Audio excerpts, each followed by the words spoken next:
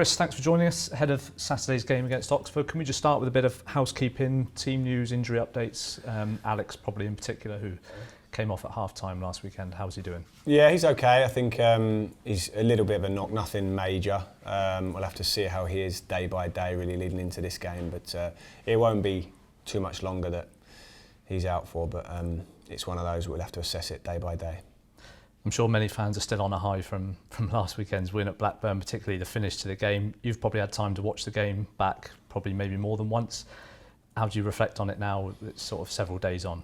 Yeah, I thought it was a great result. I thought we were the better team overall. We deserved to win that match. I think they set off us, gave us the ball and didn't press, which surprised me a little bit with them at home. And we had to try to break them down. And I think we made some good movements, put some pressure on in the first half, but it's a good example for us of being really consistent and not trying to, when it is difficult to break a team down, just to really keep repeating our patterns, our movements, and be relentless with that, because you can get frustrated, and you can start looking for things that aren't there. So it's a good lesson for us in terms of that, because we kind of came a little bit away and lost our way a little bit for 10 minutes in the first half.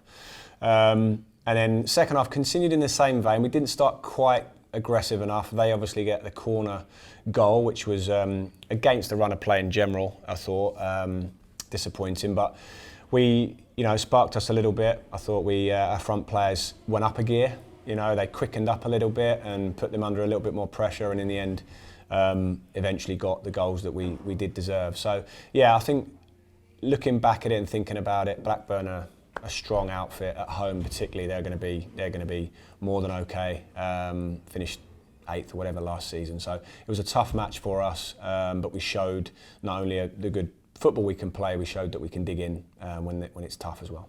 Yeah, like you said, a couple of things really stood out there: the mentality and the character to not only come back into the game and maybe look to get a point, but to go on and actually win the game in the end.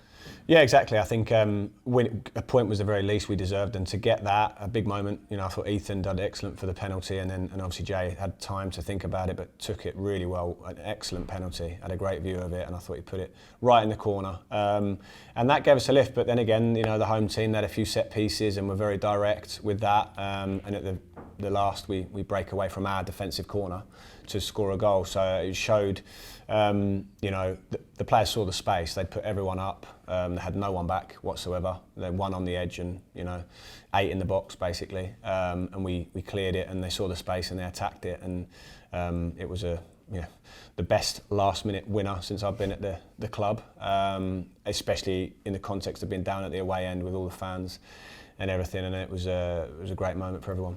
You mentioned Ethan there, Chris. Does that sort of highlight the strength and depth that we've got at the moment, the fact that he came on for Alex at half-time and was really a catalyst in the 2 goals? Yeah, I think Ethan has been really focused. I mean, obviously we brought in, Bright, who's also played right back. Ethan played the Sheffield game, but I think Ethan's shown real concentration this pre-season. He's worked really hard. He was just named there in the PFA Team of the Year for League One, obviously, and deserved that. And I really like the way he's approached. He's shown really, he's growing even leadership qualities now. And to come into a game on your wrong foot, left back, he's done it a few times for me, but to come in there and play as he did, I thought he was exceptional. Gave nothing away defensively, and obviously was the driving force that won us that penalty. So excellent strength and depth to have that quality of a player on the bench to come on.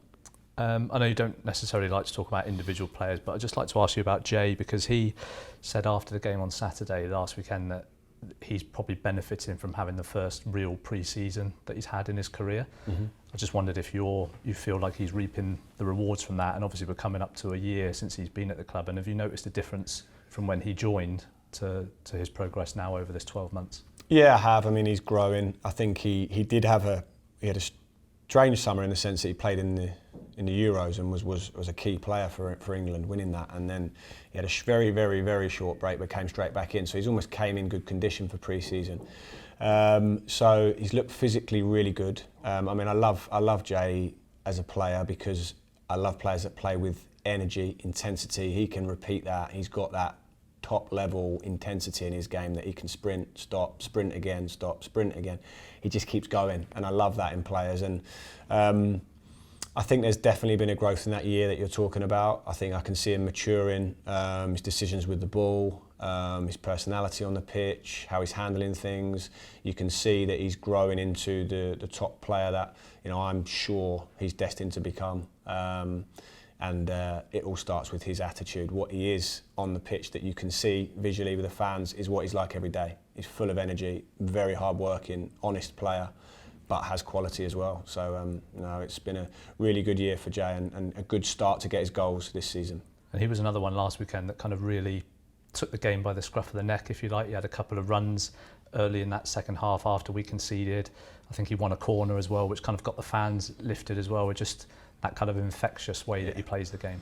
That's exactly it. It was infectious. You need a catalyst, you need a spark in moments like that where the game was a little bit of a lull. We couldn't quite find the chances, the moments, and I think he made a dribble up the pitch and, you know, past a few players, and he just stayed on the ball, won a corner, up go the crowd, and he is like that, Jay, and he's shown real leadership qualities there because he sort of sparked us back into life. He does play with that emotion in his game, which is when channeled like that is kind of difference it can make. Saturday obviously brings a new challenge. Oxford, newly promoted team in the division last year, ended up finishing 17th. They had a couple of good wins towards the end of the season as well against Sheffield United and Sunderland in particular. So they've proven at this level that they're a tough match for anyone. Yeah, definitely. I mean, as always, I've spent a lot of time watching the next opposition by now, and very strong team at this level. Might look a little bit different to some of the other games we've had this season in terms of the style. You know, they'll try to, you know, focus on more direct play and set pieces and counter attacks. And we've seen even in this early stage of the season that we've got to really earn every point in this division as well, when you've spoken about that, and Saturday is no different in that respect. Obviously being at home maybe sometimes brings its own pressure and expectation now on us. Yeah, I think we've experienced this last season. I think the first point is to remember we are the promoted team. They are the team that finished 17th in the Championship, so there's a first bit of context. You know, they've proven and earned the right to be there and did really well after getting promoted from the playoffs. And I've always looked at them and thought they've got good, honest, solid players. They've got quality in there. They can hurt you going forward. So a really solid team. And I think from our point of view, we have to understand that at home, people will say we're Birmingham, we're at home against Oxford. You know, we have that expectation, but we're used to that. I mean, we had that all last season. We know what that feels like, what that looks like, and how you have to really go out and earn what you get. It's not about thinking or feeling or saying what the game should look like. It's about doing it on the pitch. So we have to really try to put them under pressure, use St Andrews, use our home advantage, which is always critical for us, but expect a really tough match. We've seen at home, Chris, early in this part of the season that we've probably carried on the momentum that we had last year about engaging the crowd, like you said, playing on the front foot.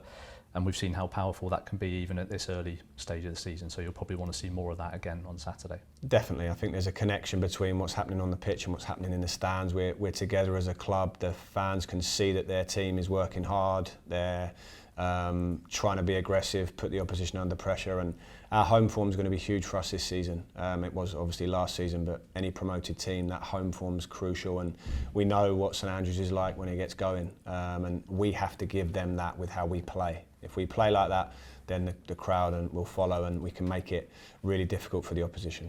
Saturday's game is the first of three in the space of 6 days. So do you have to maybe sort of manage the squad a little bit closer this week than you've had to previously? Yeah, I think it's a fair point. We've got 2 days game, 2 days game, 2 days game. So in that sense, as I said to the players today, near enough everyone will get minutes and opportunities to play and be ready to do that.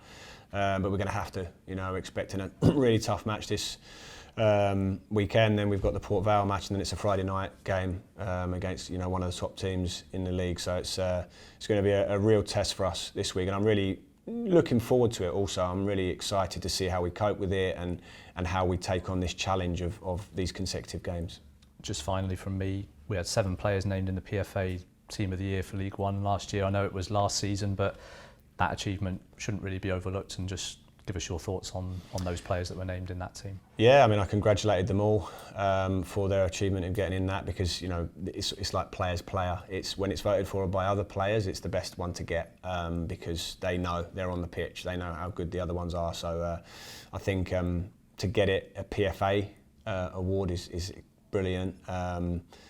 And I think it could have been a team of Birmingham City players, and that's not in an arrogant way, but there was so many that I thought did really well last year that could have even been in that one. But there was also some excellent players from other teams. But on our behalf, I'm not sure if that's ever been done before. Someone might correct me if I'm wrong, having 7 in a team.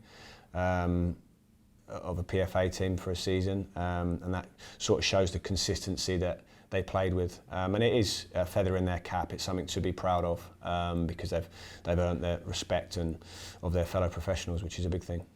Good luck on Saturday. Thank you.